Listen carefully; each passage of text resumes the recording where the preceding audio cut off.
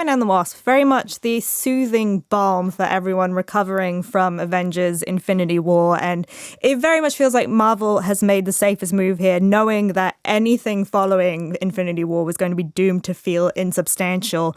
So they've really let Ant-Man and the Wasp lean into what might be the lowest stakes film yet. And the first was already notable for that, for not choosing, the giant city-destroying thing in the sky as the threat. But I think this one very much earns the title of the caper of the MCU, the Marvel Cinematic Universe. And so we are catching up with Paul Rudd's Scott Lang, our man of ants, during his 2-year house arrest, which was part of a plea deal for breaking the Sokovia Accords when he ran off to fight with the Avengers during Captain America Civil War. But 3 days before his house arrest is up, the original owner of the suit, Michael Douglas's Hank Pym, and Hope Van Dyne, played by Evangeline Lilly, kidnap him, hoping that he will be the key to rescuing Hope's mother, Janet Van Dyne, played by Michelle Pfeiffer, from somewhere called the Quantum Realm, where she's been stuck since 1987 when a mission went wrong.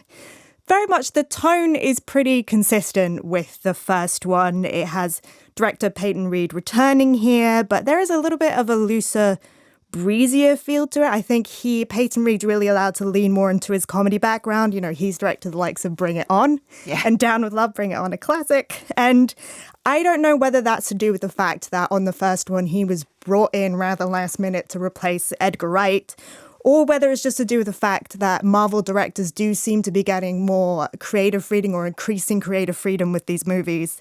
But I do think we'll be able to look back on this film and say that it was one of the best big studio comedies because it is extremely funny. Yeah. There are sequences here that feel much more like a Paul Rudd movie than they do like a Marvel film. And he's really allowed to be the lovable goofball that we all expect him to be. There's a montage of him during his house arrest where he's, doing solo karaoke and crying over The Fault in Our Stars. And there's also a whole storyline of him outsmarting the FBI agent assigned to his case, played by Randall Park, who is an actor who I think just has the most incredible comic timing. Yeah. And then there's also his whole sort of pack of sidekicks played by Michael Pena, T.I., and David Dastmalchian, who they have their entire comedic side storylines involving Truth Serum. And even the action set pieces get to have fun. They're using that Alice in Wonderland style logic of shrinking things down and blowing things up all the time. So really well done. Yeah, you have like a Pez candy suddenly becomes a weapon. And so, it's allowed to make it feel a little distinctive in that way. But I think the one thing is when the film starts to get serious is where it loses its shine a little bit, because I do think this is one of those films where it feels the burden of having to do so much narrative work for the future of the MCU films. And I think it's a downside of a lot of Marvel films. And I think here it's also very aware of its place in the universe, in this huge, complicated universe. So it spends so much time explaining the internal logic of the quantum realm.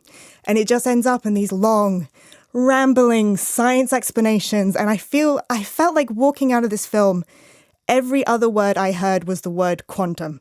It was like, But they make a joke about that as well. Yeah, Paul Rudd makes a joke about it, but I feel like mentioning the problem doesn't absolve you of the problem. And it just felt like the lines of dialogue were, let's reboot the quantum charge in the quantum machine, and then we can quantize the quantum entanglement to the quantinthian level. What's your problem with science, Clarisse? That might work. Maybe I just have a problem with science. I don't know, but I think it becomes a real problem when you get to the motivations of the villain, Ghost, played by Hannah John Kamen, who does have specific quantum-related reasons to be angry at our heroes. And those reasons actually do call into question how much of a villain she really is. Yeah. But the film is so focused on explaining all the quantum stuff that there's actually not that much room for nuance. It's not like Black Panther when he had so much room to actually explore that villain and his motivations. Is he good? Is he bad? Is it the right choice, the wrong choice? And it's a shame because I think that was a really great performance. And I think another great performance is Evangeline Lilly, who I know she was saying about how important it is to have the first female superhero in the title of a Marvel film, but it doesn't really feel like she co-owns this. It feels still very much to me like in Ant-Man films. She definitely has a beefier role than the last one, but it just still feels like the Ant-Man show, and it is a great, fun show, but it does also feel that burden of being in the MCU.